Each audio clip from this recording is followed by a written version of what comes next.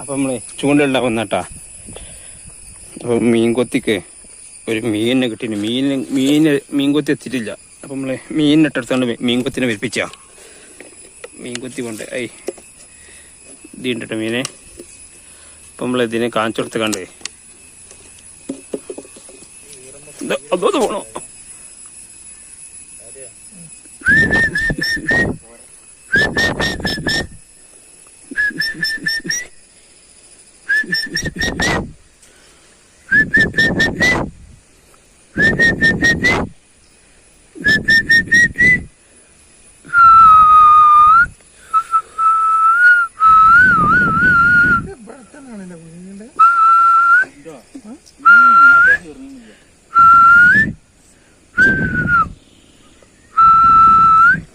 അങ്ങനെ അവസാനം മീൻകൊത്തി വന്ന കൊണ്ടാ.